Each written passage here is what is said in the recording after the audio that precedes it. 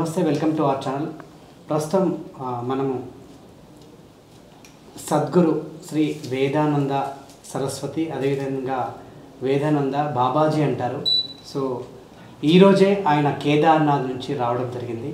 So వారి యొక్క ప్రయాణం అండ్ అదేవిధంగా వారి యొక్క అనుభవాలను కూడా మనం ఒకసారి తెలుసుకునే ప్రయత్నం చేద్దాం. ఎందుకంటే ఈ మధ్యకాలంలో డివోషనల్ అంటే చాలామంది కూడా కనెక్ట్ అవుతున్నారు. సో డివోషనల్ నుంచే అందరూ కూడా మార్పు చేర్పులు చేసుకుంటున్నారు. మరి అటువంటి అనుభవమైన వారి ప్రయాణం గురించి ఒకసారి తెలుసుకునే ప్రయత్నం చేద్దాం. గురుజీ నమస్తే. హలో నాన్న, వెల్కమ్ టు అవర్ ఛానల్. ఈ మధ్యకాలంలో మీలాంటి సద్గురుల్ని చాలామందిని ఇంటర్వ్యూలు చేస్తున్నాను. ఒక్కొక్కరి నుంచి ఒక్కొక్క విషయం తెలుసుకుంటున్నాను. నిజానికి ఈ మధ్యకాలంలో భక్తి విషయంలో చాలామంది మనుషులు కూడా అంటే తప్పులు పాపాలు చేసినటువంటి ఎవరైతే మనుషులు ఉన్నారో ఇటువంటి డివోషనల్ వల్ల చాలామంది చేంజ్ అవుతూ వస్తున్నారు. ముఖ్యంగా మీలాంటి సద్గురుల వల్ల మీరు ఇచ్చేటువంటి ఉపన్యాసాలు కావచ్చు, మీ యొక్క అనుభవాలు కావచ్చు, వీటి వల్ల కూడా చాలామంది చేంజ్ అవుతున్నారు. నిజంగా మిమ్మల్ని కలవడం నాకు తెలిసి నా అదృష్టం అనుకుంటా. అది నేను అదృష్టంగానే భావిస్తున్నాను. గురుకృప. చాలామంది మీలాంటి సద్గురులు, ఋషులు, మునులు, అఘోరాలు అనుకోవచ్చు, లేదంటే సాధువులు అనుకోవచ్చు, చాలామంది కూడా హిమాలయాల్లో ఎటువంటి డిస్టర్బెన్స్ లేకుండా ఒక మనశ్శాంతి కోసం సన్యాసం తీసుకొని కంప్లీట్గా హిమాలయస్కి వెళ్ళి ఒక కొన్ని సంవత్సరాల పాటు ధ్యానంలో ఉండిపోతారు. సో అటువంటి మీలాంటి సద్గురుల, ఋషుల గురించి నాకు కొన్ని విషయాలు తెలుసుకోవాలని ఉంది. అసలు నిజానికి హిమాలయాల్లో అసలు ఏం జరుగుతుంది? మీలాంటి వాళ్ళు వెళ్ళి అసలు ఏం చేస్తారు అక్కడ? చాలా సంతోషం అన్న. సద్గురు కృప. నారాయణం పరబ్రహ్మ బ్రహ్మ విష్ణాత్మకం పరం దిగంబరం యోగిరాజం దత్తాత్రేయం నమామ్యహం. నాకు పూర్వజన్మ సుకృతంతో గురుమార్గం దొరికింది. సాక్షాత్తు జగద్గురు దత్తాత్రేయుడి మార్గంలో నేను సన్యాసి దీక్ష తీసుకునే ఆ అదృష్టం శ్రీ శ్రీ శ్రీ విఠలానంద సరస్వతి మహారాజ్ అని ఆ గురుదేవులు వారు చక్కగా ఒక సామాన్యుడిగా ఉన్న నన్ను చక్కగా తీసుకుని వారితో ప్రయాణం, వారితో గడపటం, రకరకాల సాధన సేవలు అనండి అన్నీ కలగలిస్తే ఈరోజు ఈ స్థితికి రాగలిగాం. చెప్పాలంటే హిమాలయాలు అనేప్పటికల్లా ఇది ఈరోజుది కాదు, శతాబ్దాల నుంచి కూడా హిమాలయ భూమికి ఒక ప్రత్యేకత ఉంది.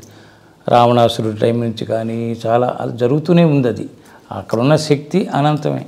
ముఖ్యంగా మన భారతదేశానికి హిమాలయాలు అనేది మూల శక్తి అని చెప్పచ్చు. ఇదంతా ఇక్కడ ఉన్నదంతా కర్మభూమి అయితే అది దేవభూమి, యోగభూమి. ఇక్కడ యోగులు ఉంటారా అంటే ఇక్కడ గుప్తంగా ఉంటారు. ఇక్కడ ప్రధానంగా కర్మని పూర్తి చేసుకున్న వాళ్ళందరూ, యోగత్వానికి అర్హులైన వాళ్ళందరూ అటు వెళ్ళి ఆ యోగత్వాన్ని మళ్ళీ దాన్ని బాగా స్థిరపరుచుకుని సాధనతోటి దాన్ని మళ్ళీ పంచడానికి ఇటు వస్తూ ఉంటారు. ఇది నా ప్రయాణంలో కూడా అలాగే జరిగింది. ఒక మామూలు వ్యక్తిగా నేను ఆంధ్రప్రదేశ్లో పుట్టాను. పూర్వ ఆశ్రమంలో అమలాపురం, ముక్తేశ్వరం, ఆ గోదావరి తీరం, ఆ బాల్యం, ఆ విద్యాభ్యాసం, ఆ తల్లిదండ్రుల ఆశీర్వాదం ప్రధానంగా ఇవన్నీ కలగలిసాయి. వీటికి తోడు పూర్వజన్మ సుకృతం ఒకటి ఉంది. లేకపోతే ఇక్కడ ఏదో ఉద్యోగస్తుండో ఇంకోటి అవుతూ తిరగాలి ఉండేది. అదేదో పూర్ణం అయిపోయింది. కంప్లీట్ అవ్వటం వల్ల హిమాలయాలకు వెళ్ళటం అనేది జరిగింది. 94లో మొట్టమొదటిసారి హిమాలయాలకని ఆశతో ఏదో చాలా అప్పుడు కొత్తగా తెలుసుకుంటూ ఉన్నా వెళ్ళటం జరిగింది. ఆ రిషికేశ్లో ఉండటం, ఆంధ్ర నిర్మాణాశ్రమం అని అక్కడ మన తెలుగు వాళ్ళది అదొక్కటే ఆశ్రమం. ఇప్పుడు 2-3 వచ్చాయి. ఆ తర్వాత మనం శివానందాశ్రమం ప్రధానంగా చాలా కాలం నుంచి ఉంది. అది దయానందాశ్రమం గారు, అక్కడ కూడా సౌత్ వాళ్ళదే. ఇవన్నీ అక్కడ నేను ఆంధ్ర నిర్మాణ ఆశ్రమంలో శ్రీ మేధానందపురి స్వామీజీ అని వారు నాకు జ్ఞాన గురువులు. చిన్నప్పటి నుంచి నేను 10 ఏళ్ల బాలుడిగా ఉన్నప్పటి నుంచి రామకృష్ణ మఠంలో రాజమహేంద్రవరంలో ఆయనతో పరిచయం. గ్యాప్ మళ్ళీ 10-15 ఏళ్ళు గ్యాప్ తర్వాత యోగం కలుపుతుందంటారే, వారితో కలవటం, అక్కడ రిషికేశ్లో బేస్గా ఉండటం మొదలైంది. ఇంకా అక్కడికి వచ్చాక నాకు మొదటి నుంచి జిజ్ఞాస ఎక్కువ. నేను పూర్వాశ్రమంలో జర్నలిస్టుని, చాలా రకరకాల పత్రికల్లో పనిచేసా. నాకు సత్యాన్వేషణ నాకు బాగా అది నమ్మకంగా కుదిరితే తప్పితే నమ్మను. అలాంటి అన్వేషణ నాకు మొదటి నుంచి మామూలుగానే ఉండేది. సో ఈ మార్గంలోకి వచ్చాక ఇంకా తెగింపు, త్యాగం 2 ఉన్నవాడే సాధువు అవుతాడు, యోగి అవుతాడు, మహాత్ముడు అవుతాడు. తెగింపు ఉండాలి, త్యాగము ఉండాలి. ఆ రెండింటిని పట్టుకుని నేను హిమాలయాల్లో అప్పుడు ఆ రోజుల్లో రిషికేశ్ నుంచి కేదార్నాథ్కి నడిచి వెళ్ళటం, అది అక్కడి నుంచి మళ్ళీ ఎవరో చెప్తే బద్రీనాథ్కు నడిచి వెళ్ళటం, ఇలాగ నడక నాకు బాగా నడక అంటే ఎప్పుడు బాగా ఇష్టం. ఎందుకంటే నడకలోనే శరీరము మనసు బాగా మదింపబడతాయి. హిమాలయాల్లో అంత శక్తి ఏంటి అని అంటే ఆ ప్రదేశానికి ఎందుకు అంత శక్తి ఉంటుంది? ఒక రకంగా చెప్పాలంటే హిమాలయాలు అనేది ఈ భూభాగానికి కేంద్ర బిందువు అని చెప్తారు. భూభాగం మొత్తం ఎన్ని దేశాలు ఉన్నాయో భూమి పరంగా మనం అన్నిటికీ కూడా కేంద్ర బిందువు హిమాలయాలు. అందుకనే ఒక విశ్వశక్తి సెంట్రలైజ్ అయిన పాయింట్ అన్నమాట. కైలాసం మొత్తానికి కైలాస పర్వతం శక్తిపరంగా కేంద్ర బిందువు, అది కైలాసం హిమాలయాల్లో ఒక భాగం కనుక అందుకనే 3 వంతులు దేశాలన్నీ హిమాలయాలతో ముడిపడి ఉన్నాయి. మన దేశం ఒక్కటే కాదు. కానీ వాళ్ళందరికీ ఎలా ఉపయోగించుకోవాలో, ఎలా డీకోడ్ చేయాలో కొన్ని రహస్యాలు వాళ్ళెవరికి తెలియదు. కేవలం భూమిలో భారతదేశం నుంచి వెళ్ళి హిమాలయాల్లో స్థిరపడిన యోగులు సాధువులు వాళ్ళతో వాళ్ళే రహస్యాలు ఇటు తీసుకొచ్చారు. అటు ఎవరికి అంత తాహత లేదు, ధైర్యం లేదు, వాళ్ళకి అటువంటి ప్రారంభం వాళ్ళకి లేదు. మన ఈ భూమిలో ఉన్న యోగులు మాత్రమే దాన్ని బయటికి తెచ్చారు. కాబట్టి వాళ్ళందరూ ఇక్కడికి వచ్చి పట్టుకెళ్ళి వాళ్ళ దేశాలకు వెళ్ళి వాళ్ళు ప్రచారం చేసుకుంటున్నారు. నిజానికి కొన్ని దేశాలకి కనెక్టివిటీ ఉంది, చైనాకు ఉంది, వీళ్ళందరికీ ఉంది. వాళ్ళ ప్రారంభం బుద్ధులు సరిపోవటం. సారీ. ఓకే. సో మీరు అంటే ఈ యొక్క అంటే మానస సరోవర్ కానివ్వండి, సో ఎన్నిసార్లు మీరు ఖాళీ నడకన అంత దూరం వెళ్ళగలిగారు? అసలు ఆ అనుభవం కూడా మీకు ఎట్లుండే? అది ఇంకా అద్భుతమైన అనుభవం చెప్పలేము. జీవితం, కొత్త జీవితం దొరికినట్టే, పునర్జన్మ దొరికినట్టే. మళ్ళీ అనుభవం అనేది అనుభవం అయితే ఇటు అటు మధ్యలో ఉన్నవాడికి అనుభవం దొరికింది, బాగుంది, బాగలేదు, దాన్ని వర్ణిస్తాం. నా జీవితంలో అయితే ఒకటే, నేను అక్కడ ఎందుకు ఆ తీవ్రమైన ఇది దొరికింది అంటే నేను మరణానికి కూడా సిద్ధపడి వెళ్ళా. టోటల్గా నేను వెనక్కి రాను అని మన వాళ్ళకి చెప్పేసి కొన్ని వ్యవహారాలు ఇక్కడ పత్రిక ఇవన్నీ ఉన్నాయి, రాతకోతలు చేసి నేను రాకపోతే మీరు చూసుకోండి, నేను రావదలుచుకోలేదు అని చెప్పటం దగ్గర నాకు ఆ భూమితో, ఆ భూమిలో ఉన్న ఆ శివశక్తి అనండి. మనం పూజించే శివుడు ఒక రకం, కైలాస పర్వతం పరంగా ఉండే ఆ శివశక్తి విశ్వశక్తి, అది లైకారుడు పూర్తిగా మనం వర్ణించుకుంటాం. ఆయన కాశీలో ఉన్న ఇంకోటి ఉన్న ఈ పార్వతి సమేతంగా ఇవి ఒక రకమైన పౌరాణిక ఒక జీవిత విధానం, అది పురాణంగా చెప్పుకున్నాం. గుప్తంగా అతీతంగా అసలు సృష్టికి మూలం ఫస్ట్ శివుడు వచ్చాగానే మిగతా దేవీ దేవతలు వచ్చారు. అలాంటి శక్తి మనకి కైలాసంలో ఆ మానస సరోవరం ఆ ప్రాంతంలో దొరుకుతుందన్న. మానస సరోవరం అంటే సరోవరం ఎన్నో సరస్సులు ఉన్నాయి మనకి ఇక్కడ మన ఉత్తరాఖండ్లో కూడా 7 రకాల సరస్సులు ఉన్నాయి. తలాబ్ అంటారు అక్కడ, భీమ్తాల్, నైనితాల్, ఇలా తలాబ్ని తాల్ అని పిలుస్తాం. అలాంటి సరస్సులు అన్ని చాలా చోట్ల ఉన్నాయి. ఆ మానస సరోవరానికి ఉన్న ప్రత్యేకత ఏమిటంటే దేవతలు స్నానం చేయటానికి బ్రహ్మ ఒక కుండాన్ని, ఒక సరస్సును సృష్టించాడు. వాళ్ళందరూ ఎక్కడికి పోతారు? ఎవరికి వాళ్ళకి ప్రత్యేకమైనది ఉండాలి కదా. దేవతలు స్నానం చేసేందుకు అని చెప్పి అది దేవతల కోసం సృష్టించబడింది. అలాంటిది ఈ యోగం ఉన్న మనుషులు మాత్రమే వెళ్ళి అక్కడ చక్కగా పూర్తిగా మునిగి ఆ జలంతో, జలశక్తితో, జలం అనేది తీసుకుంటే పైపోయినాయి, జలశక్తి, దేవతలు అక్కడ ఆల్రెడీ వాళ్ళ శక్తులు స్నానం చేసి వెళ్ళటం, ఆ శక్తిని ఆస్వాదించగలిగిన వాళ్ళకే అదొక మహత్యంగా తెలుస్తుంది ఆ భూమి. అక్కడికి నేను వెళ్ళిన లక్ష్యం అది. ఎందుకంటే అది బొందితో కైలాసం అంటారు, అది ఎవరికో సాధ్యం, అది మనకిక్కడ మామూలు మానవాళ్ళం, మనం రకరకాల ఇదిలో ఉన్నాం కాబట్టి తెగించేవి నేను వెళ్ళిపోయాను. నాకు కూడా ఆ మేధానందపురి గారు ప్రేరణ ఇచ్చారు. ఆయన వెళ్ళొచ్చారు, ఒకసారి కాలినడకను వెళ్ళొచ్చారు. ఆయన పద్మనాభ నగర్లో ఒక సత్సంగం చెబుతూ నాకు చాలా ప్రేరణ ఇచ్చారు ఆయన. నేను వచ్చే సంవత్సరం వెళ్తాను స్వామి అంటే అది చాలా ఇలా అన్నారు. లేదు, మీరు నాకు రూట్ చెప్పండి చాలు, ఆశీర్వదించండి చాలు, నేను వెళ్ళిపోతా, ఇంకా నాకు లక్ష్యం ఇంకేం లేదు అన్నట్టు చెప్తే ఆ తర్వాత ఇది జరిగింది. వెళ్ళటం, అక్కడ గడపటం. ఎన్నిసార్లు వెళ్ళి వచ్చారు? 3 సార్లు కాలినడక నాన్న. మొదటిసారి ఒక్కడనే వెళ్ళా. ఇంకా ఎంత దూరం ఉంటుంది అది చెప్పలేము, నాకు 60 రోజులు పట్టింది రాను పోను. 60 రోజులు? ఒకసారి ఏమో 59 రోజులు పట్టింది. ఇంకో తర్వాత 4 కలిసి వెళ్ళాం. ఒక ఔరంగాబాద్ నుంచి 2 సాధువులు, నేను. అదేమైతే 61 64 రోజులు పట్టింది. ఇలాగ దగ్గర దగ్గర అలాగే. మొదటిదైతే అసలు ఊహించింది అది. ఒక్కడనే రైలు ఎక్కని మన వాళ్ళందరూ, మా శిష్యులు వీళ్ళందరూ పంపడం, హరిద్వార్ వెళ్ళటం, రిషికేష్ వెళ్ళటం, అక్కడి నుంచి గోరఖ్పూర్ రావటం, గోరఖ్పూర్ నుంచి గోండా వెళ్ళటం, రకరకాల మలుపులు నాన్నది. ఇది ఎలా అని చెప్పలేము. మన డబ్బులు పనిచేయవని తెలుసు, ఏదో అక్కడ దాకా బోర్డర్ దాకా వెళితే ఏదో అని అనుకుంటూ ప్రయత్నం చేస్తే చివరికి 62 రోజులు పట్టింది మొదటిసారి చేసుకుని వెనక్కి రావటం జరిగింది నాన్న. సో అందరూ పోవచ్చు అక్కడికి, అందరూ పోగలరు, ఎవరైనా వెళ్ళొచ్చు. ఇది శివుడు open, Kailasam open, Mansarovar open. కానీ దానికి తగిన అర్హతలు డబ్బుతో అయ్యేది కాదు, డబ్బుతోది కాదు, ఏ గవర్నమెంట్ రికమెండ్ చేస్తే వెళ్ళేది కాదు. ముందు బేసిక్గా వాళ్ళకి ముందు లోపల ఒక శ్రద్ధా విశ్వాసాలు ఉండాలి. కానీ ఈ మధ్యన చాలా ప్యాకేజీల్లో వెళ్తున్నారు. సరోవరం చూసి రావటం, దాని చుట్టూ తిరిగామని సెల్ఫీలు తీసుకుని రావటం ఒక ఎత్తు. సెల్ఫ్ని, ఆత్మని అక్కడ సమర్పణ చేసి ఆ తర్వాత వచ్చిందేదో తీసుకుని అదే నాకు కొత్త జీవితం అనుకుంటూ జీవించే లక్ష్యంతో వెళ్ళే వాళ్ళ విధానాలు వేరుంటాయి. ఈ మధ్యన యాక్సెసిబిలిటీ పెంచారు గవర్నమెంట్లు, వాళ్ళు సబ్సిడీలు ఇస్తున్నారు, తీసుకెళ్తున్నారు. కానీ అదొక కోణమైన యాత్ర. మాకు లాంటి సాధువులు మేము వెళ్ళేది, మాకు ఎక్కడ ఆధారం లేదో అక్కడే నిజమైన ఆధారం దొరుకుతుంది అనేది లక్ష్యం మాది. సో మొదటిసారిగా వెళ్ళినప్పుడు, రెండోసారి వెళ్ళినప్పుడు, మూడోసారి వెళ్ళినప్పుడు ఈ అనుభవం మానస సరోవరంలో మీరు మునిగి అక్కడి నుంచి, అంటే మీరు కాలినడకనే వెళ్ళారంటున్నారు, ఇదంతా వెళ్ళి వచ్చిన తర్వాత అసలు ఇంటర్నల్గా అసలు మీ మైండ్ సెట్ అంతా ఎలా ఉన్నది? మూలంగా చెప్పాలంటే నాన్న, నేను నాకు అర్థమయ్యాను ముందు. నెక్స్ట్ నా అజ్ఞానం నాకు బాగా అర్థమైంది. నాలో ఎన్ని రకాల కోణాలలో ఇంద్రియాలు, అరిషడ్వర్గాలు నన్ను ఆవరించి బంధిస్తున్నాయో కూడా అర్థమైంది. జ్ఞానం వచ్చింది, లేకపోతే ముక్తి దొరికేసింది. ఇది ముక్తి ఎక్కడుందండి? మనల్ని మనం తెలుసుకున్నప్పుడే ముక్తి. నేనేమిటని సెల్ఫ్ స్కానింగ్ అయినప్పుడే కదా సరైన రిపోర్ట్ వస్తుంది. ఎవరో స్కాన్ చేస్తే వాళ్ళ లెక్కల్లో స్కాన్ చేస్తారు.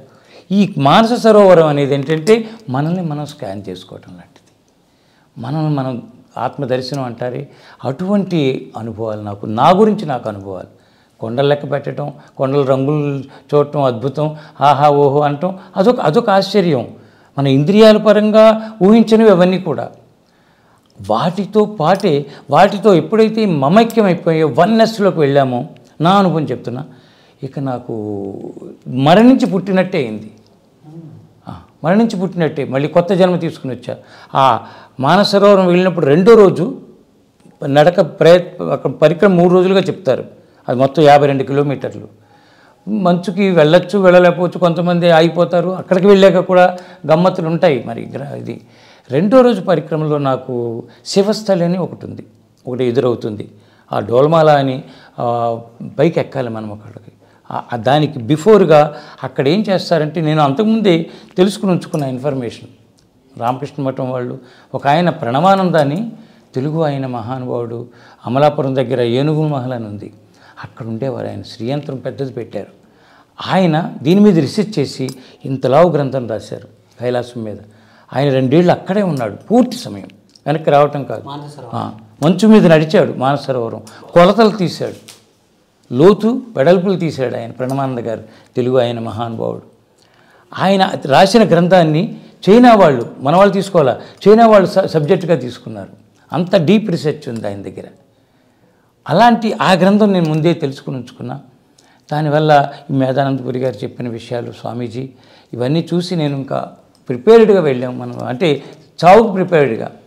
ఇంకా అక్కడ ఇలాగా నన్ను నేను తెలుసుకోవటం, ఇంతకాలం ఇక్కడున్నానా, ఇంత ఇరుక్కున్నానా, ఈ వ్యసనం ఎందుకని పట్టుకుంటుందా, ఇది పూర్వజన్మల్లో ఇలాంటి కర్మలు ఈ జన్మ దాకా ఎందుకు వచ్చాయి, ఇలాంటివన్నీ అలా ఇంకా అంతే జరుగుతూ ఉంది. ఇంకటి తీవ్రమైన అక్కడ నేను అనుభవించింది మొదట్లో దార్చూలా నుంచి ముందు వెళ్ళాలి. స్టార్టింగ్ పాయింట్ పితోరాగఢ్లో మనకి ఇండియా బార్డర్ అది.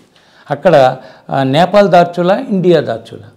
అక్కడి నుంచే చోటా కైలాస్కి, ఓంగ్ పర్వత్కి వెళ్ళే దారి ఉంది.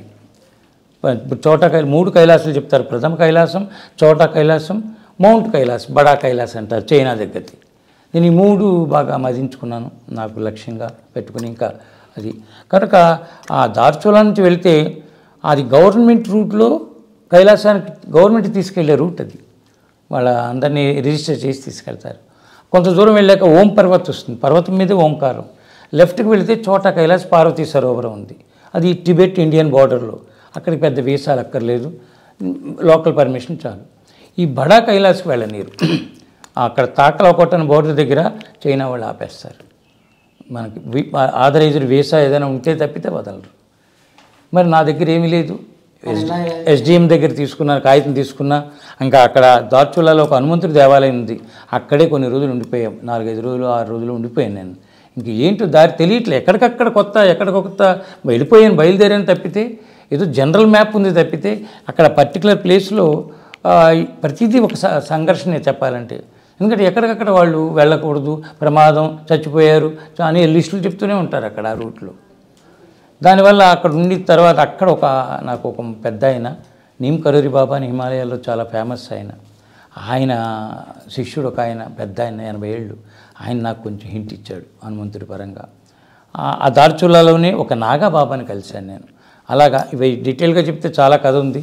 అక్కడి నుంచి వాళ్ళ నుంచి అందిన ఆశీర్వాదం అనండి, మార్గదర్శకత్వం, అదే రూట్లో వెళ్ళిన ఒక చోట సీతాపూలు అని వస్తుంది. అక్కడ మన ఇండియా వాళ్ళు కూడా గన్నులు పెట్టుకుని పోస్టులు ఉంటాయి, అక్కడ ఎవరిని వెళ్ళనీరు, తలకు గుడ్లు కట్టుకుని బ్లాక్ డ్రెస్సులు మన వాళ్ళు.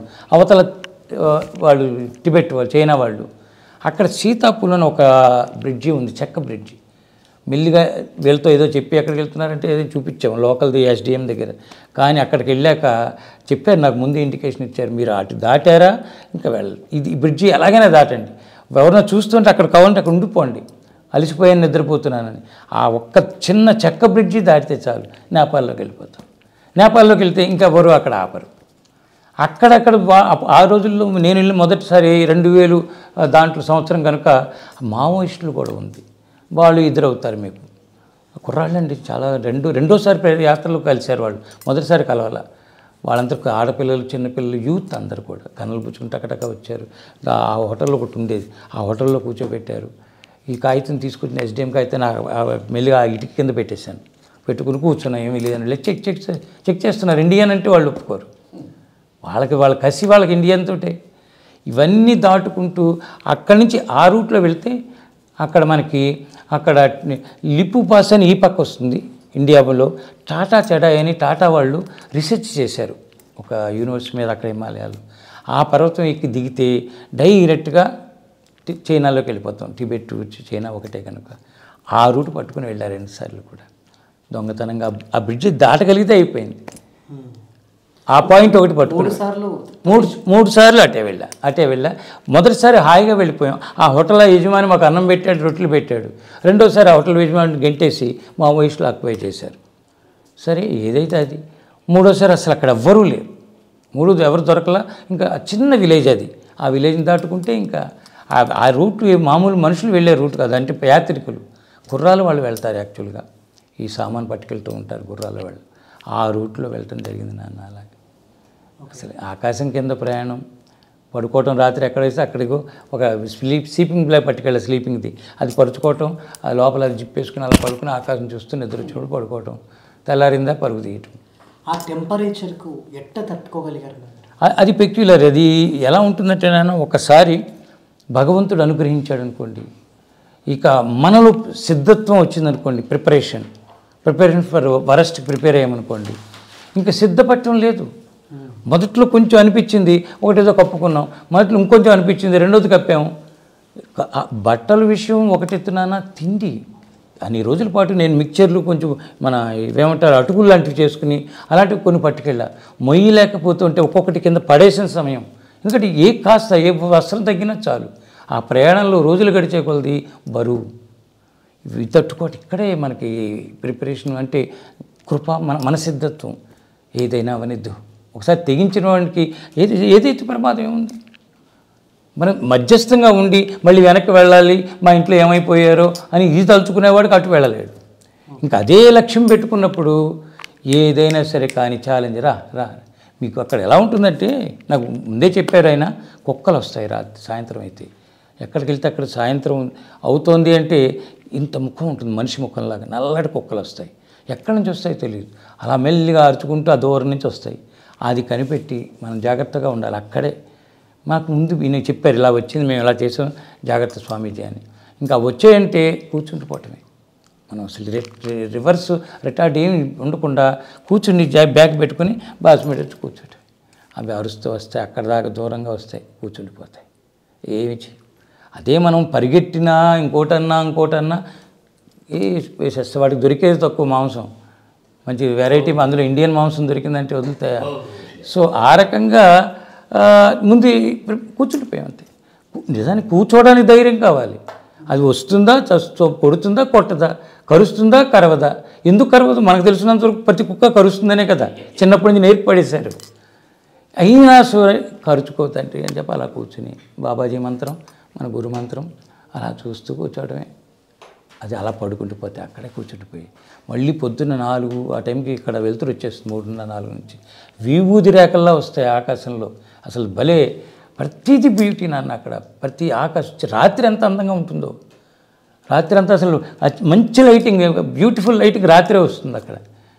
అంత ఇవన్నీ చూసుకుంటూ నాకు ప్రకృతి, నాకు ఆరాధన మొదటి నుంచి నేచర్ నాది సహజ యోగం, ప్రేమయోగమే.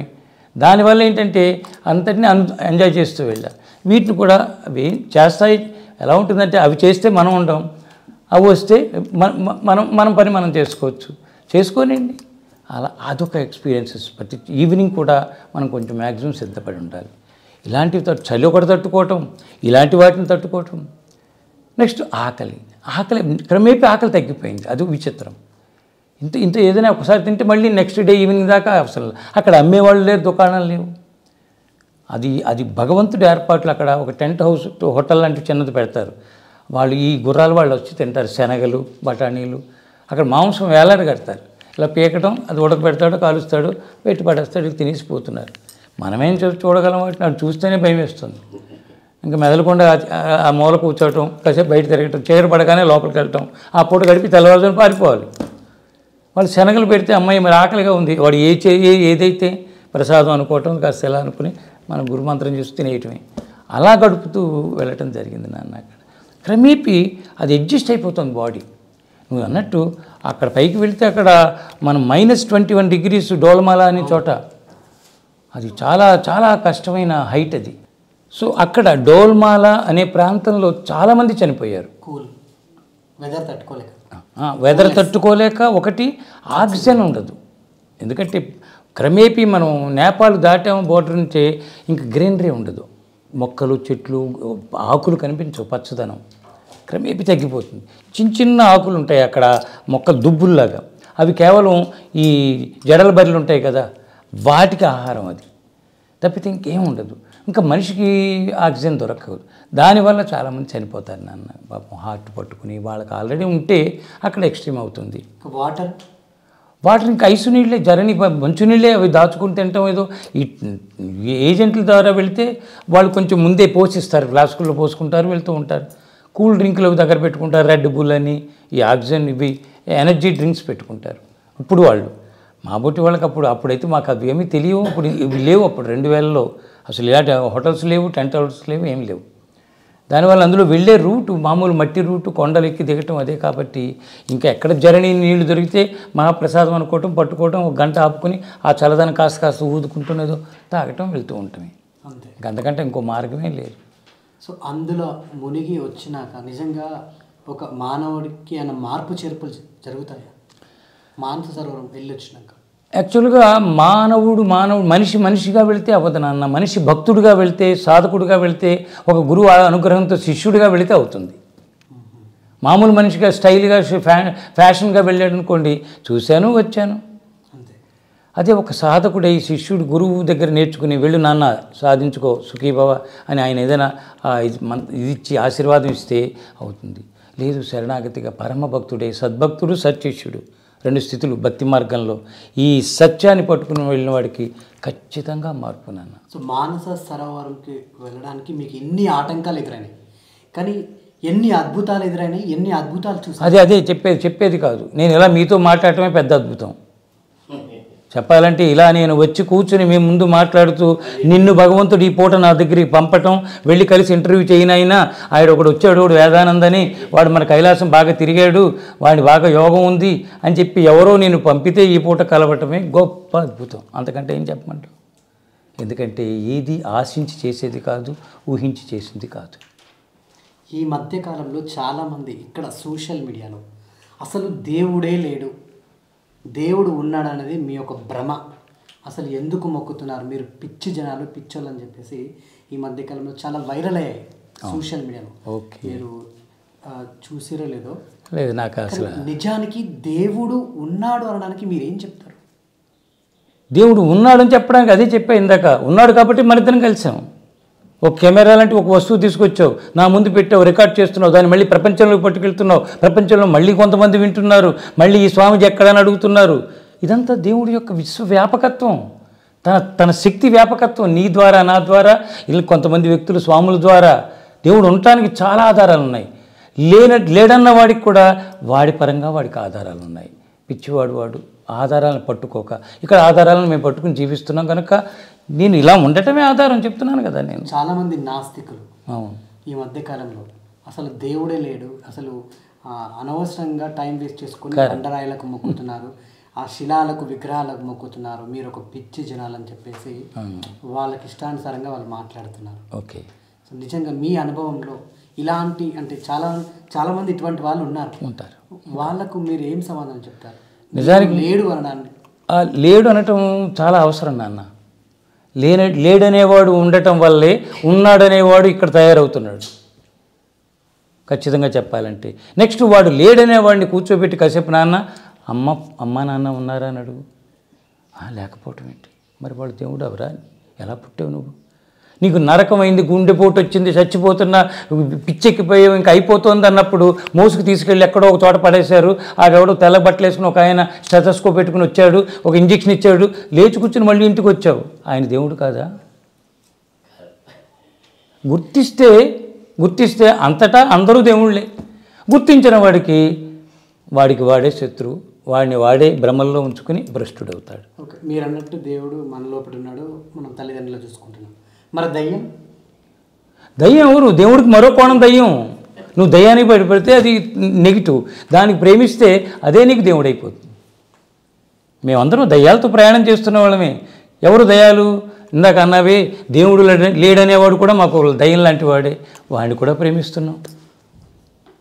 దయ్యాలు ఎక్కడో లేరు, దేవుళ్ళు ఎక్కడో లేరు, ఇద్దరు ఒకచోటే కలిసి ఉన్నారు, ఇద్దరు పక్కపక్కనే. కాసేపు ఈ వేషం మార్చుకుంటాడు ఆ మహానుభావుడు, ఆ పరమాత్ముడు ఎవడో ఉన్నాడు, ఎవడో చెప్పలేం కానీ వాడైతే ఉన్నాడు. వాడు ఎన్ని వేషాలు మార్చుకుని మన వేషం ఆయన తీసుకుని ఆయన వేషం మనకిచ్చి ఎన్ని చేస్తున్నాడు. కాబట్టి ఇవన్నీ ఒక శక్తి నుంచి వచ్చిన రకరకాల శక్తులు నాన్న. ఓకే, మీరు అంటే దేవుడు దయ్యం ఒక దగ్గర ఒక చోటే ఉంటారంటున్నారు. సమాజంలో రోజు మనం చూస్తున్నాం క్షుద్ర పూజలు, చేతబడిలు, ఇదంతా ఒక రకంగా మనుషుల్ని చంపడానికి, మనుషులని ఒక రకమైన అంటే ఏదో వాళ్ళకి నరకం చూపించడానికి, వాళ్ళ జీవితం ఆగమైపోవడానికి, వాళ్ళ కుటుంబాలు నాశనం అవ్వడానికి రకరకాలుగా చేస్తూ ఉంటారే. ఈ నిజమేనా?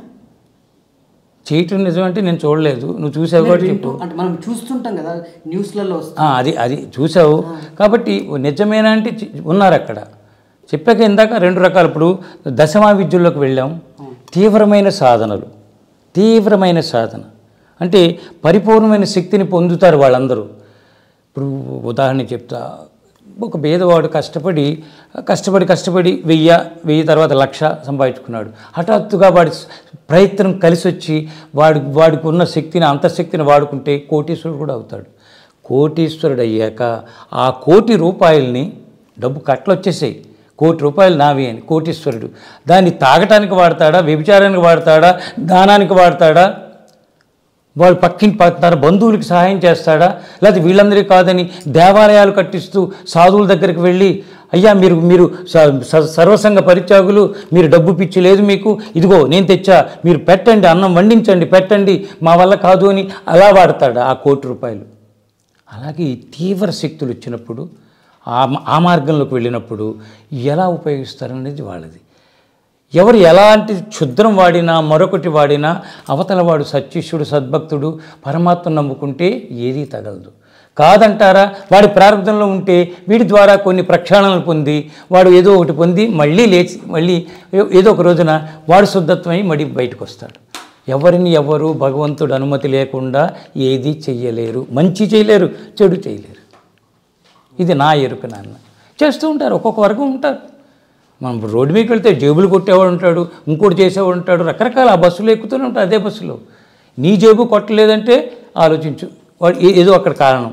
ఇంకోటిది కొట్టాడంటే వాడికి వీడికి ఏదో లింక్ ఉంది, అవకాశం దొరికింది, ఇవి ఎదురుగానే పైన పెట్టుకున్నాడు, తీసి సింపుల్గా కొట్టాడు. ఒక్కొక్క రోజు వాడికి ₹1 రాదుట. నాంపల్లి దగ్గర ఒకటి తగిలాడు నాకు. నా జేబులో చేపెట్టగానే పట్టుకున్నాను వాడిని. పట్టుకుని ఈ దారా నాన్న కాసేపు రా అని పక్కకి తీసుకెళ్ళా. వద్దు పోలీసులు అది ఇది అన్నాడు. పోలీసులు ఎక్కడ ఉన్నారు, మరి ఇద్దరమే మాట్లాడుకున్నారా, టీ తాగుదాం రా కూర్చో, అసలు ఏం నీ సంగతి అంటే చెప్పాడు వాడు. ఈ హైదరాబాద్ వచ్చాను కర్నూలు దగ్గర నుంచి, ఉద్యోగం దొరకట్లేదు, ఇది సింపుల్గానే ఒక ఆయన నేర్పాడు నాకు ఈ పని అన్నాడు. సరే చాలా బాగుంది, నీకు రోజుకి ఎంత వస్తుంది? రోజు ఒక పర్సు దొరకదండి, అసలు ఈ మధ్యన ఎవరు పర్సుల్లో పెట్టట్లా, మానేశారు అంటున్నాడు. సరే ఏం చేద్దాం, సరేనా అంత టీ తాగించి ₹100 ఇచ్చి ఇది మానేసేయి, నాకు ఆశ్రమం ఉందిరా, లేదంటే ఇంకో పని ఏదైనా చేద్దాం, ఇది నీకు కాదు, నువ్వు వాడి పెళ్ళి అవ్వాల, నీ భార్యకి తగులుతుంది, నీ పిల్లలకు తగులుతుంది, ఇది నీకేం పర్లేదు, నువ్వు తినేసి సాయంత్రం తాగేసి తగలబెడతావు, ఈ పాపపు పనుల ప్రభావం అక్కడ తగులుతుంది నాయన. ఆ రోజు ఇదేమిటి నేనేం చేయలేదే అంటావు, ఈ నాంపల్లిలో ఒకటి దొరికావని గుర్తుపెట్టుకో, ఇంకెప్పుడు ఇలాంటివి చేయకంటే అలాగనే వెళ్ళిపోయాడు. చెప్పేవాడు లేక, సరైన అవగాహన లేకపోవటం వల్ల, సరైన గురుమార్గం పట్టుకోకపోవటం వల్ల అడ్డదైన మార్గాల్లోకి వెళ్తారు. కొంతకాలం అయ్యాక అవి ఎదురొస్తాయి. క్షుద్రశక్తి చేతబళ్ళు అవి వాడే ముందు మింగుతాయి. అవి వాడు చెప్పినవి చేయడానికి సిద్ధపడ్డాయంటే, వీడు చెప్పి చేయించుకున్నాడు అంటే ఒక రోజుకి నీ సంగతి ఏంటంటాయి. ఆ రోజున వాడు బయటికి రాలేడు. మనమా అలక్క నిరంజన చేతులెత్తున్నాం, భగవంతుడా నువ్వే సర్వం అని, మనల్ని ఎవ్వడేం చేయలేడు. అలాంటి స్థితిలో మేము నడుస్తున్నాను అన్న. హిమాలయాల్లో ఇంతకుముందు నేను మొదట్లో చెప్పాను, ఋషులు, యోగులు, అఘోరాలు, సాధువులు, నాగసాధువులు కఠోరమైన ధ్యానము, కఠోరమైన దీక్ష చేస్తూ ఒంటికాలిపైనే అట్లాగనే, అంటే మేము చూస్తూ ఉంటాం, ఒక్కరోజు ఉంటారా 2 రోజులు ఉంటారా అని నాకైతే తెలియదు. నిజానికి ఇటువంటి వాళ్ళు మీకు హిమాలయాలో ఎదురైనప్పుడు వారికి మీకు మధ్య జరిగిన సంభాషణ ఏంటి, వాళ్ళని చూసినప్పుడు మీకేమనిపించింది? నిజానికి వాళ్ళు కొన్ని సంవత్సరాలు తరబడి అట్లనే ఉంటారా ఏంటని? అది ఇక్కడ నేను గ్రహించి చెప్తున్నా. నేను ఒక సామాన్యుడిగా పూర్వజన్మ సుకృతంతో హిమాలయాల్లో అడుగుపెట్టా. చాలా సామాన్యం, నాకు అసలు ఏమీ తెలియని పరిస్థితుల్లోనే తెలియదు అనుకునే వెళ్ళా.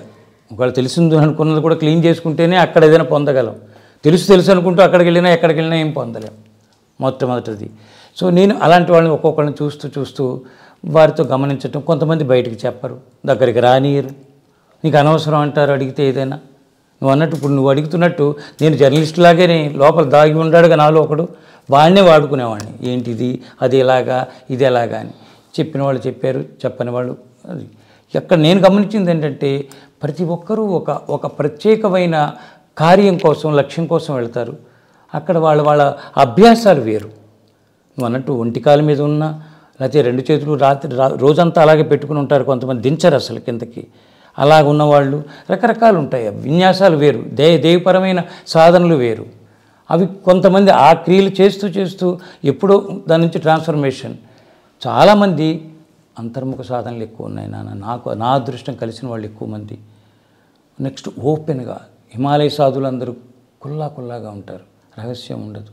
మనకు అందేలాగా అర్థం చేసుకునేవాడికి తగినట్టుగా రహస్యాలు చెప్తారు. అలాగ నాకు ప్రాక్టికల్గా నా స్థితికి తగినట్టు చెబుతూ ఉంటేనే నా స్థితి పెరిగితే ఇంకొక సెకండ్ లెసన్, థర్డ్ లెసన్. ఒక్కసారే అమాంతంగా గుప్త రహస్యాలన్నీ నీ మీద పడేస్తే ఏంటి పిచ్చెక్కిందంటాం, వాడిని పిచ్చివాడు అంటాం అర్థం కాక. మహాత్ములు అర్థం చేసుకునే వాళ్ళే కదా చాలామంది మహాత్ములు పిచ్చి అంటారు. కాబట్టి వాళ్ళ దగ్గరికి చేరి పద్ధతిగా నడిస్తే తాను మహాత్ముడైపోతాడు ఏ వ్యక్తి అయినా సరే. అలాగ నేను గ్రహిస్తూ వాళ్ళ దగ్గర గడుపుతూ, వాళ్ళు ఎలా అంటే అలా తిట్టిన వాళ్ళు ఉన్నారు, తిట్టబోయిన వాళ్ళు ఉన్నారు. ఈ అవధూత మార్గం నాది అసలు మొదట్లో ఇక్కడ కూడా హైదరాబాద్లో ఉండి ఆ నాంపల్లి బాబా అని ఇలాగా ఒక్కొక్కడు అవధూతుల దగ్గర తిరుగుతూ ఉండేవాడు. మొదట్లో ఒక సంచి వేసుకోవటం, నాంపల్లి బాబాకి బిర్యానీ ఇవ్వాలట, అది ఇస్తే చాలా ఆనందపడతారు, సిగరెట్లు కావాలి. ఆ చార్మినార్ పక్కన రైట్ సైడు అక్కడికి వెళ్ళి అదేదో బిర్యానీ కవర్లో వేయమని నేనేమో నాకు పెద్ద అప్పుడు బ్రాహ్మణ్ అని పిచ్చి వెర్రి చేష్టలు ఉన్నాయి కదా భావాలు, అందుకని ముట్టుకోకూడదు, కానీ ఆయనకి ఇవ్వాలి, అవధూత అనుగ్రహం కావాలి. అలాగే అక్కడ పొట్లం కట్టించుకుని అలా వెళ్తే ఆ లోపల సందుల్లో ఉండేవారు ఆయన, అతని పేరు మర్చిపోయాను అతన్ని. వాళ్ళ ఇంట్లో ఉండేవారు, భార్య పిల్లలతో ఉండేవాడు. ఆయన ఎలా గ్రిల్లో పెట్టి ఉంచేవారు ఆయన నాంపల్లి బాబాని. మనం సిగరెట్ వెలిగించి అలా అందిస్తే తీసుకుని కాల్చేవారు, ఆ బూడిది తాగేవారు, ఒక్కోసారి ఇష్టమైతే మనకు విసిరేవారు, మనం తీసుకోవటం, అలా ప్రసాదంగా ఉండేది నాంపల్లి బాబాతో, ఆయనతో గడపటం. ఇలాగ అవధూతల ప్రయాణమే నాది మొదటి నుంచి. అది ప్రసాదంగా తీసుకునేవాళ్ళు, అంతే తీసేసుకోవటమే. ఇప్పుడు అలా చేయడం పాపం కదా ఆయన? ఎవరికి పాపము? ఎవరికి పాపము? పాపం అని భావించేవాడికి పాపం. ప్రసాదం అంటే మళ్ళీ పాపమే ఉంది. ప్రసాదము అన్న పదం వాడేవాడు ఎవరు వాడతాడు? భక్తుడు వాడతాడు, భగవంతుడు నమ్ముకున్నవాడు వాడతాడు. ఈ ఆకు భగవత్ ప్రసాదమే. ఆ ఎండిపోయిన పువ్వు కూడా మన దాకా శక్తినిచ్చింది ఇంటికి, అది ప్రసాదమే. మీరు బిర్యానీ తీసుకొచ్చి ఇస్తాను. అవును, ఇచ్చాను చాలాసార్లు. మాంసం తినడం అది ఆయన ఇష్టం, తినేవాడు భరించాలి, కానీ మనకేం పోయింది? నీకేం పోయింది? నాకు మంచిలు కావాలంటే జగ్గుడు ఇచ్చారు, తాగి నేను కడుపు నిండి కడుపు నొప్పి వస్తుందా, మెల్లిమెల్లిగా తాగుతానా, అసలు కాసేపు నాకు తాగనా, అది నాది నా స్థితి. అలాగా ఆయన ఆ అవధూతలను మనం అంచనా వేయలేము నాన్న. ఇది చాలా విశాలమైన ప్రయాణం. ఏంటి వారికి ఉన్న శక్తులు ఏంటి? ప్రాపంచిక అవధులు దాటి ఉంటారు, దేహ అవధులు దాటి ఉంటారు, ప్రపంచం అనే అవధూతులు దాటి ఉంటారు. వాళ్ళ శక్తులు మాటల్లో చెప్పేది కాదు, వాళ్ళ దగ్గర గడపాలి. నా మెయిన్ సాధనంతా అవధూతుల దగ్గర కాళ్ళ దగ్గర కూర్చోవటమే. గోపాల్ బాబా ఎలా కొట్టేవాడు ఆయన వైజాగ్లో ఉన్నప్పుడు, ఆరిఫ్లో ఉన్నప్పుడు తన్నేవాడు ఆయన. ఒకరోజు నేను ఒక ఆవిడ ఇద్దరు వెళ్ళాం, భవానీ అమ్మని ఇద్దరు వెళ్ళాం సరదాగా. ఆయన దగ్గరికి వెళ్ళి కూర్చుంటే ఆరిఫ్ చెప్పాడు, కొంచెం వేళ కోపంగా ఉన్నారు అది ఇది అని. ఉంటే ఉన్నారు, సర్లే బయట కూర్చుంటామని బయట కూర్చున్నాం. మళ్ళీ లోపల నుంచి ఆయన కూల్గా ఉన్నాడు, రా అన్నాడు ఈయన ఆరిఫ్. రా అన్నాడు కదా, లోపలికి వెళ్తే వెనక్కి ఇలా వెళ్ళాను, తిప్పి వెనక ఇది ఇక్కడ పట్టుకుని తోసుకుంటూ వచ్చి గుమ్మలోంచి బయట పడేస్తాడు. ఓకే, అక్కడ నేనేమనుకున్నా, ఇందాక చెప్పానే, అమ్మయ్య ముట్టుకున్నాడు, చాలా ఆయన ముట్టుకున్నాడు. ఆయన స్పర్శ కోసం నేను వచ్చా, అమ్మయ్య అనుకున్నా, ఆనందపడ్డా. వీళ్ళు చూసేవాళ్ళకేమో భలే గంటేశాడులే ఈయన్ని అనుకుంటారు వాళ్ళు. అలాగా ఆయన బయట మెట్ల దగ్గర కూర్చొని దిగంబర, నాకు ఒకటే మూలమంత్రం, దిగంబర దిగంబర శ్రీపాద వల్లభ దిగంబర. ఇది ఎంత చేస్తామో అంతగా అవధూతలు మన కళ్ళ ముందుకు వచ్చి రా నాయన అంటారు, గ్యారంటీ నా అనుభవం. అక్కడ ఆ రోజు కూడా ఆయన దగ్గర అదే వాడా. తర్వాత ఆయన ఇంకో గుమ్మ ఉంది, అటు వచ్చాడు, అక్కడ కూర్చున్నాడు. వెళ్ళాము, నన్ను ఒళ్ళో పడుకోమన్నాడు. ఆయనకి ఇప్పుడు ఎవరు వచ్చినా చొక్కా మీద అక్కడ పుస్తకం ఇస్తే దాని మీద నెంబర్లు వేస్తాడు, 2, 3, 5, 1 ఏదో వేస్తాడు. నన్ను ఒళ్ళో పడుకోబెట్టుకుని చొక్కా నిండా నెంబర్లే. ఆ తర్వాత అన్నం తెచ్చారు, ఇంత అన్నం తీసి నా చేతి నిండా పెట్టాడు. మరి ఇందాక తోసినవాడు ఎవడు, ఇప్పుడు పెట్టేవాడు ఎవడు? అర్థం చేసుకుంటేనే మహాత్ములు, అవధూతలు, యోగులు అర్థమవుతారు. చాలామందిని చూసాను నేను, చేతులను చూసేసి నాడి పట్టుకొని వారి జీవితాన్ని, నీకు జీవితంలో ఏం జరగబోతుందో, నీ గండం ఏంటి, నీ పరిస్థితిని కూడా చెప్తారని చెప్పి విన్నాను. కొందరు చెప్పారు కూడా. అంత శక్తులు వస్తాయని అది వాళ్ళకే తెలియాలండి. నేను అలా అని చెప్పను. నేను నమస్కరిస్తా, ప్రేమనిస్తా, జరిగిపోతాయి. ఒక్కొక్కరికి ఒక్కొక్క పద్ధతి. ఒక డాక్టరు నాడి చూస్తాడు, ఒక డాక్టర్ స్టెథోస్కోప్ వాడతాడు, ఇంకో డాక్టర్ థర్మామీటర్ వాడతాడు. ఎవరి పద్ధతి వాళ్ళది. ఫైనల్గా ఏమిటంటే ఆ వచ్చిన రోగికి నయమైందా లేదా అది తీసుకోవాలి మనం, అంతవరకు ఆలోచించాలి. ఇలా చేస్తే అది తప్పు కదా, ఆయన చక్కగా అలా ఆ వస్తువు వాడి రోగం నయం చేశాడు. పోల్చకూడదు నాన్న. అవధూతలు, మహాత్ములు వీళ్ళందరినీ పోల్చడానికి లేదు. ఎవరిది వాళ్ళదే, ఎవరి పద్ధతి వాళ్ళది. ఒక జర్నలిస్ట్గా చేస్తున్న క్రమంలో మీరు, నేను జర్నలిస్ట్ని కాదు, వాడు చచ్చిపోయాడు, వాడిని చంపి మళ్ళీ ఇంకోటి పుట్టించుకున్నా. ఆ జర్నలిస్ట్ని చంపి మరి ఈ మార్గంలోకి ఎందుకు వచ్చారు? వాడు చావాల్సి, వాడికి ముగింపు వచ్చింది, వాడిని లేపేశాం. ఇంకోటి ఎవడో పుట్టాల్సిన సమయం, ముహూర్తం వచ్చింది, పుట్టేశాం. దీనికి ఎవడో ఏం చెప్తాడు? ముందుగా ఒక టైం అయితే ఉందిగా ప్రతి వాడికి, దీన్ని రాలిపోయే టైము వాడికి వచ్చింది. నువ్వు ఇలాగే వెళ్ళావంటే నువ్వు మాయలో పడతావు రోయ్, ప్రపంచంలో ఉండిపోతావు రోయ్ అని చెప్పి వాడిని లేపేస్తే మరి నెక్స్ట్ ఏమిటి అన్నాడు. పర్లే ఈ తలుపులోంచి మళ్ళీ ఇటు వచ్చేయి, యోగి అయిపోద్ది. కానీ మళ్ళీ ఇటు వెళ్ళాడు, ఇటు వచ్చాడు, అంతే జరిగింది. అది చావు అనలేము, ఇది పుట్టుక అనలేము. ఎలా అంటాం? ఎలా ఉంది ఇప్పుడు ఈ జీవితం మీకు? సూపర్గా. అందుకని కదా నీతో ఇంత టైం ఇచ్చి హాయిగా మాట్లాడుతున్నా. లేకపోతే ఎన్నో పనులు ఉంటాయి, మాయ పనులు. నీకు ఈ టైం ఎందుకు ఇస్తున్నాను అంటే హాయిగా ప్రశాంతంగా ఉంది.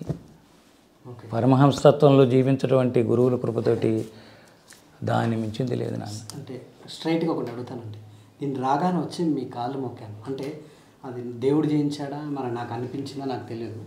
బట్ మీలాంటి వాళ్ళు చూడగానే నమస్కరించాల్సి వస్తుంది, మొక్కేస్తాను. హౌ అండి ఏంటి ఈ ఆ మిరాకిల్? మొక్కిన వాడిని అడగాలి నాన్న. నేనేమో ఎవరు రాకూడదని తలుపు వేసుకుంటే తలుపు కొట్టి మరీ వచ్చావు నువ్వు లోపల, తలుపు తీయించి మరీ వచ్చావు. నేనేం చేయను, తీశాను. తీస్తే ఎవరంటే నువ్వు అన్నావు, "ఓహో, దండం పెడతా పెట్టుకో." పెట్టనండి, ఎవరు ఈయన అసహ్యంగా ఉన్నాడు, ఈయన సాధువా, నేను ఎవరో వచ్చానుకున్న చీఫ్ మినిస్టర్ అనుకుని పోతే వెళ్ళు. అది ఎవరి టేస్ట్ వాళ్ళది, ఎవరి దృష్టి. ఎర్ర కళ్ళజోడు పెట్టుకుంటే ఎర్రగా, తెల్ల కళ్ళజోడు పెట్టుకుంటే తెల్లగా కనిపిస్తాడు. అది నువ్వేదో పచ్చ కళ్ళజోడు పెట్టుకున్న కాషాయింది, నేను కనిపించాను, వచ్చేసావు. అంటే ఇక్కడ సీఎం కాదు, పిఎం కాదు, అంటే ఎంత పెద్దవాళ్ళైనా కూడా మీలాంటి సాధువుల దగ్గర, మీలాంటి సద్గురువుల దగ్గర ఎంతటి వాళ్ళైనా వచ్చి అలా కాళ్ళ మీద పడిపోతూ ఉంటారు. అదే అదే అదే రహస్యం. అది ఎవరికి చెప్పేది కాదు, అది చెప్పేది కాదు, చెప్పించుకునేది కాదు. పెట్టాడు. ఏం చూసి పెట్టావు నాయన అంటే, నీలో సాయిబాబా కనిపించాడు. నాకైతే నా జీవితంలో బాబా సాహెబ్ చెప్తున్నా, దగ్గర 200-300 మంది ఈ ప్రయాణం 30 ఏళ్ల ప్రయాణంలో సాయిని చూసాం, సాయిబాబా మీరే రెండవ సాయిబాబా లేడు అన్నవాళ్ళు ఉన్నారు, అంటూనే వచ్చారు. నేను మొదట్లో మామూలుగా నేను సాయి కోసం వెతికి సాయిని నా ప్రాణం ఊపిరిగా రక్తంగా మార్చుకుని ఉన్నాను. నేను ఇదేంటయ్యా ఇలా అంటున్నారని మొదట్లో అనుకుంటే అప్పుడు అర్థమైంది నాకు, ఎవరిని మనం పదే తలుచుకుంటామో వారు మనం అయిపోతాం. ఎవరిని మనం పూర్ణంగా సమర్పణ చేసి శరణాగతిలోకి వెళ్తామో వాడు మనలో దూరిపోయి మన ద్వారా వాళ్ళు కార్యాలు చేసుకుంటారు. సిద్ధపురుషులు, యోగులు, భగవంతుడు కూడా. ఒకవేళ అది జరిగింది ఉండొచ్చు, ఎందుకంటే చూసింది వాడు, చెబుతున్నది వాడు, దండం పెట్టేది వాడు, ఇంకోటి ఎవడో వచ్చి తిట్టిన వాళ్ళు ఉన్నారు. అందరూ మెచ్చేసుకోలే. ఇక్కడ ఓ 30% మమ్మల్ని దొంగల్లా చూసిన వాళ్ళు ఉన్నారు, దూరంగా జరిగిన వాళ్ళు ఉన్నారు. రైల్లో నేను కూర్చుంటే నా సీట్లో కూర్చోలేక ఎదురు సీట్లోకి వెళ్ళిపోయిన వాడు ఉన్నాడు, కూర్చుని లేచిపోయి. ఒకటి భరించలేక, 2 ఇష్టం లేక ఇలాంటివి జరుగుతాయి. ఏదైనా ఓకే. పుట్టిన ప్రతి మనిషి పాపం అయితే ఏదో ఒక పాపం చేస్తుంటారు, ప్రతి మనిషి అయినా కూడా. ఇప్పుడు అంటే మీ అనుభవంలో ఈ పాపాల నుంచి పుణ్యఫలాలు పొందాలంటే, ఆ కర్మల నుంచి బయటపడాలంటే ఏంటి?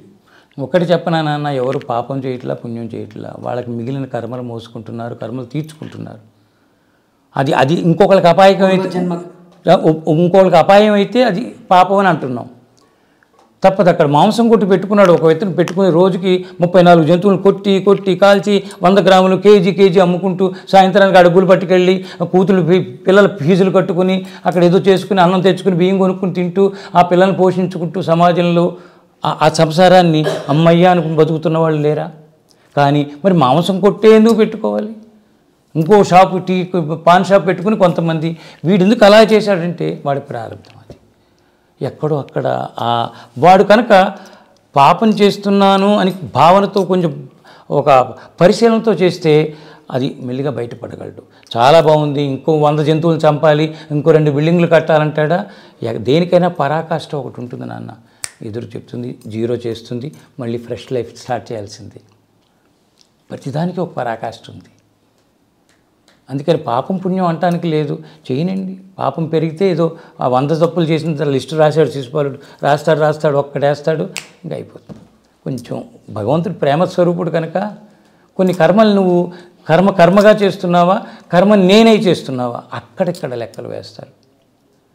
నేను అనుకోకుండా చేసి నీకు అంటదు, ఎందుకంటే అది ఉంది కనుక చేస్తున్నావు. ఇంకా తర్వాత ఒక రోజుకి ఫ్రెష్ అయిపోతాం. అక్కడెక్కడ ఉంది. మీ జన్మ ధన్యం ఎప్పుడైతే?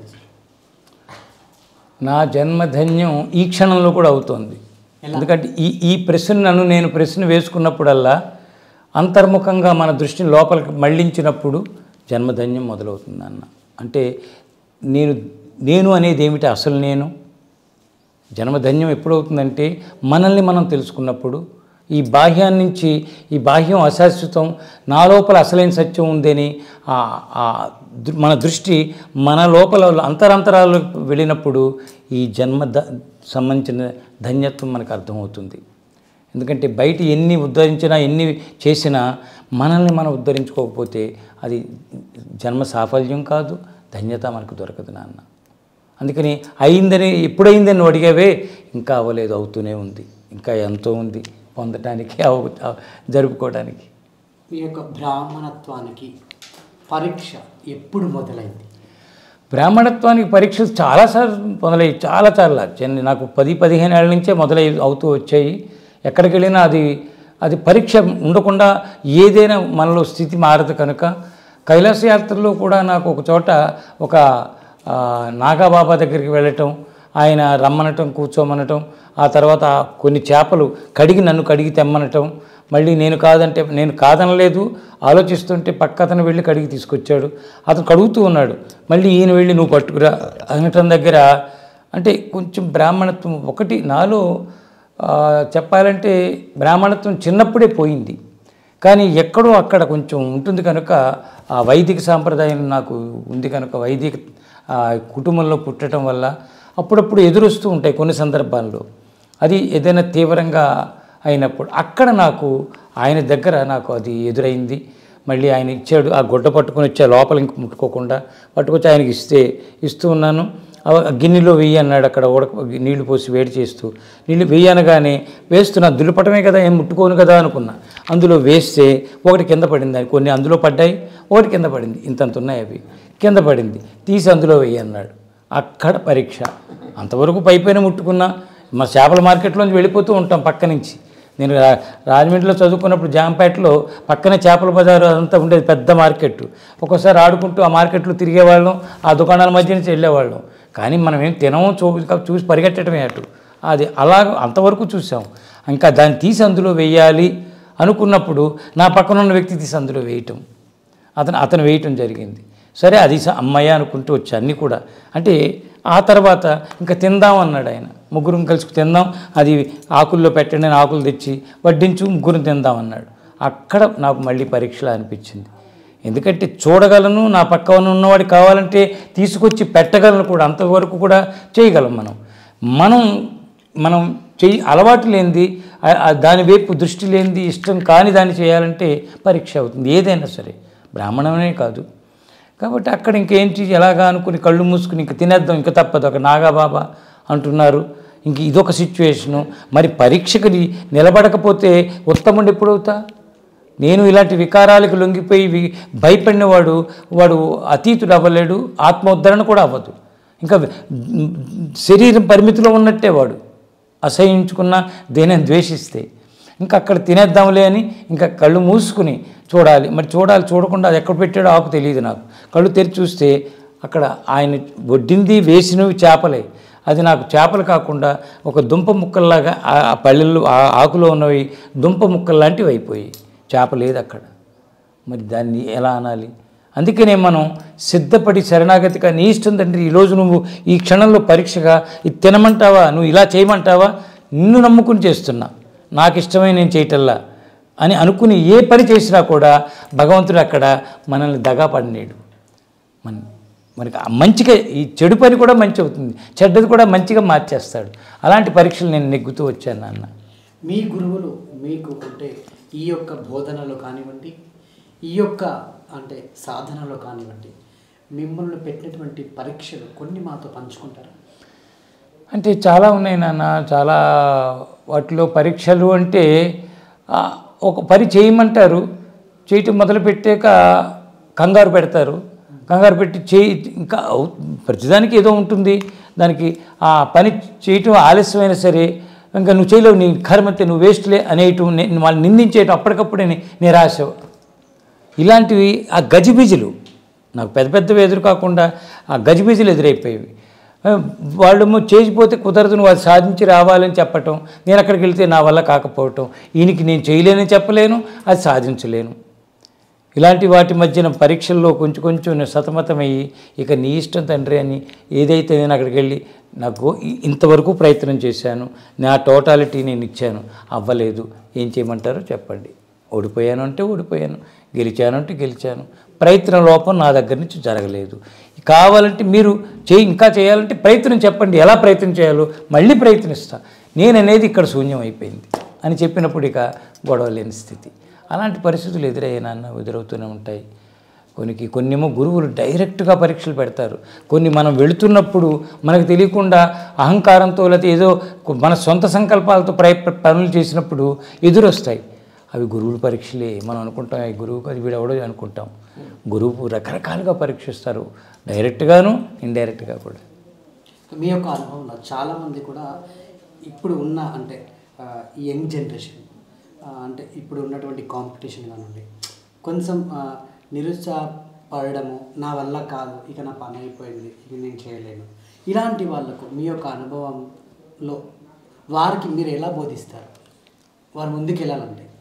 ఎక్సలెంట్ నాన్న. అలాంటి వాళ్ళకి అస్సలు ఆ నిరాశకు వెళ్ళాల్సిన పని లేదు నాన్న, అక్కర్లా.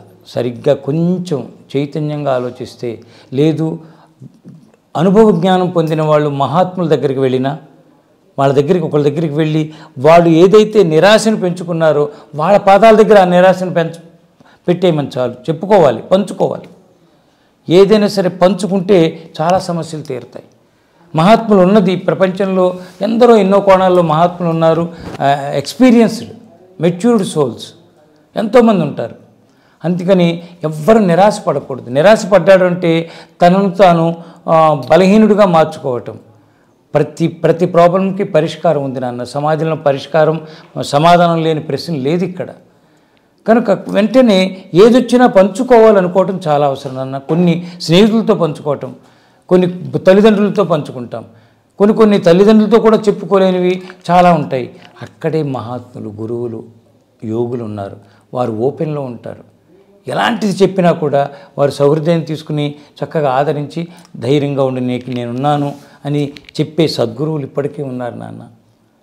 ఆ పాత్రలో ఉన్నవాళ్ళు ధైర్యం చెప్తారు. ఎక్కడ దారి తప్పాడో తనను తానే పరిశీలించుకుని, ఎక్కడో తను దారి తప్పబట్టే గుర్తించబట్టి మార్కెట్లోకి వెళ్ళాక తను అనుకున్న వస్తువు దొరకలేదు అంటే అది నిరాశపడిపోకూడదు. ఆ షాపు దొరకలేదు, వస్తువు దొరకపోవటం కాదు, నువ్వు సరైన షాపు వెతకలేదు. ఎందుకంటే ఇంకొకటి పొందినప్పుడు నువ్వెందుకు పొందలేవు? ఈ రకంగా మనం ధైర్యం తెచ్చుకోవాలి. చాలామంది పొందినప్పుడు నేను దగా పడిపోతున్నాను, ఎందుకు దుఃఖంలో పడ్డా అంటే నా దగ్గరే పొరపాటు జరుగుతోంది అని ఒక అన్వేషణ, ఒక విశాలంగా ఆలోచించడం మొదలు పెడితే ఖచ్చితంగా పరిష్కారం ఉంటుందని అన్నది. ఏమీ ఆధారపడకల్లా. ₹1,00,000 ఉద్యోగం రాకపోవచ్చు, నీ కనీస అవసరాలకు తగినట్టుగా ఒక ఉద్యోగం అయితే వస్తుంది. గడుపు, ముందు తృప్తిగా ఉండు ఉన్నదాంతో, తర్వాత పెరగచ్చు. మొత్తానికే జీరోలో ఉంటున్నావు అంటే ఎక్కడో అది నీ పొరపాటు. కాబట్టి దాన్ని కొంచెం సరిదిద్దుకుంటే అసలు మా బాబు వాళ్ళ పాత్ర అదే నాన్న. కౌన్సిలింగ్ ద్వారా కానీ వాళ్ళని విని ముందు వాళ్ళని వింటాం మేము. చెప్పు, ఏదున్నా మా దగ్గరికి చెప్పు. నీ కామం, క్రోధం, లోభం, మోహం ఏ గుణాలు నేను బంధించి దుఃఖంలో పెట్టినా కమాన్ అంటున్నాం. ఏం చేస్తారండి మీరంటే మేమేం చెయ్యం. నీకు మా సాధనా శక్తితో ఆశీర్వాదం, ధైర్యం ఇస్తాం. కాసేపు కూర్చో, ప్రశాంతంగా కూర్చో. ఆ ప్రశాంతతను పొందటానికి మన గురువు నుంచి నేర్చుకున్న మార్గాలు ఉన్నాయి, అవి చెప్తాం. అప్పుడు ఇక ప్రశాంతత వస్తే he start working using his mind, full mind power, unlimited mind power అనేది చాలా గొప్పది. వాడు అటువైపు వెళ్ళకపోవటం వల్ల, మైండ్ని బ్లాక్ చేసుకోవటం వల్ల నిరాశలో ఉన్నాడు. అది మా బుట్టి వాళ్ళ దగ్గరికి వస్తే అది మేము ఓపెన్ చేయగలుగుతాం. సో ఆనందం కోసం ఒక్క 2 సెకండ్లు ఏదైనా చేస్తే మనలో మార్పు ఉంటుందా? ఓ 20 సెకండ్లు, ఓ గంట,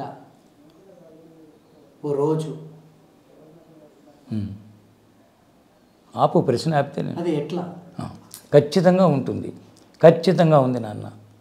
ఆనందం, చిదానందం, సచ్చిదానందం, బ్రహ్మానందం, పరమానందం, నిత్యానందం, ఇవన్నీ కలగలిసి ఆత్మానందం ఉంది.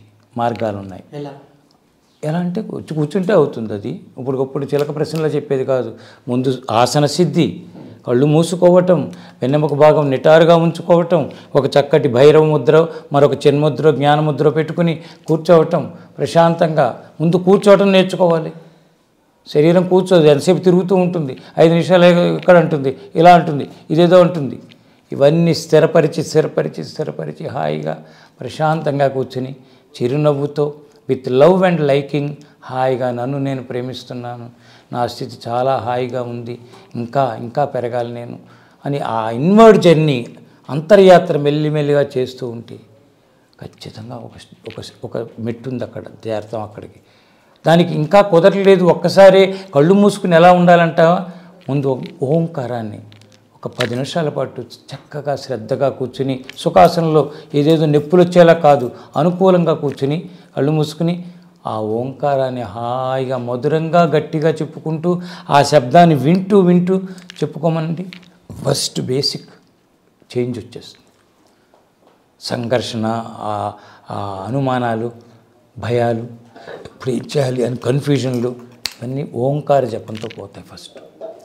ఇదొకటి. రెండవది సోహం ధ్యానం అనేది. సోహం శ్వాస పీల్చుకున్నప్పుడు సోహం సోహం.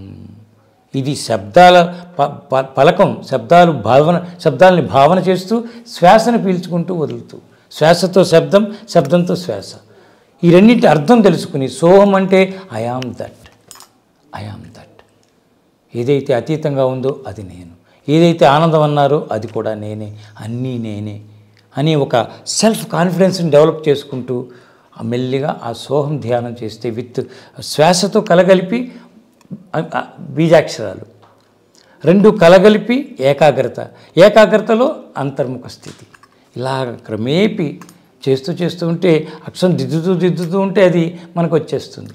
అలాగే ఇది కూడా అభ్యాసం, practice makes man perfect. So ఇలా చేస్తే మన జీవితంలో ఉన్నవి చిక్కుముడులన్నీ కూడా ఖచ్చితంగా నువ్వే విడుచుకుంటావు, ఎవరు చేయక్కర్లేదు. నువ్వు అక్కడ దాకా వెళ్ళాలన్న కటికి చీకటి రాత్రి నువ్వు వెళ్ళాలి, చూస్తే అంతా ఎక్కడ దారి లేదు, ఎలాగా అనిపిస్తుంది. ఒక టార్చ్ లైట్ నీకు ఇచ్చారు, టార్చ్ లైట్ అంత పెద్ద చీకటిని ఇదేం చేస్తుంది అనిపించవచ్చు ముందు, చిన్న బలుబు అని. ఏం చేయదు, నువ్వు 4 అడుగులు వేయటానికి దారి చూపిస్తుంది. అక్కడికి వెళ్ళగానే ఇంకో 4 అడుగులు వేస్తావు, మళ్ళీ చూసుకుంటావు. ఇలాగ దాటుకుంటూ 1000 కిలోమీటర్లు వెళ్ళిపోతావు. ఎంత చీకటి ఉన్నా ఆ చీకటిని దాటి వెళ్ళిపోతావు. చీకటి అలాగే ఉంటుంది, నీకు వెళ్తూ దొరుకుతుంది. అలాగే ఇక్కడ కూడా చేస్తూ ఉంటే గురువుల దగ్గరికి వచ్చి మళ్ళీ ఒక సద్గురువుని ఎంచుకోవాలి నాన్న. ఒక గురువు దగ్గర, ఒక స్కూల్లో చేరి చదువుకున్నట్టు ఒక గురువు పాదాల దగ్గరికి వెళ్ళి మనల్ని మనం సమర్పణగా ఉంచి, నాకు ఒక మార్గం చెప్పండి, నేను వ్యాపారం చేయాలనుకుంటున్నా, ఉద్యోగం చేయాలనుకుంటున్నా, లేకపోతే నాకు ఇది కష్టం, ఏది ఉంటే అది చెప్పి ఒక మార్గం చెప్పండి, ఒక స్థితినివ్వండి. స్థితి ఉంటే మనకి మనం చేసేసుకుంటాం. చదువుకున్న తర్వాత మనకు మనమే ఒక పక్కవాడికి చెప్తావా ఇటు వెళ్ళకరా ఇది బాగుంటుందని, అనుభవం వచ్చాక ఆ అనుభవానికి తగిన స్థితిని గురువుల దగ్గర నుంచి తీసుకుంటే లోపల నుంచి ఇంకా ఖచ్చితంగా తన ఈ హిడెన్ పవర్స్ ఉన్నాయి. ప్రతి వ్యక్తి లోపల చాలా ఉన్నాయి, బయట నుంచి ఏమీ అక్కర్లేదు. అవి తీయటం చేతకాక లాకర్ కీది లేదు. గురు మంత్రం, గురు దర్శనం, గురువు యొక్క వాక్కుతో ఆ లాకర్ ఓపెన్ చేయొచ్చు. అప్పుడిక ఊహించని మార్పు నాన్న. నాతో వచ్చిన వీళ్ళందరూ కూడా గురుమంత్రం తీసుకున్న వాళ్ళు. ఆయన DRDOలో మంచి గొప్ప సైంటిస్ట్, ఆయన సాధన చేస్తున్నారు. ఉద్యోగం అలా ఉన్నా వీళ్ళని అక్కలకోట వెళ్ళి మన గాన్గాపూర్ వెళ్ళొచ్చాం, మునాబాద్ వెళ్ళొచ్చాం. గురువులను నమ్ముకుంటూ గురుస్థానాల్లో కూర్చొని వచ్చాం, గురునామస్మరణ చేసుకుంటూ వచ్చాం. ఈ క్రియలు కావాలి, క్రియలు ఏంది ఫలితం ఉండదు. Action and reaction. మన యాక్షన్ సరిగ్గా ఆధ్యాత్మికంగా ఉంటే భగవంతుడు రియాక్ట్ అవుతాడు. ఇది మేము నమ్మిన సూత్రం.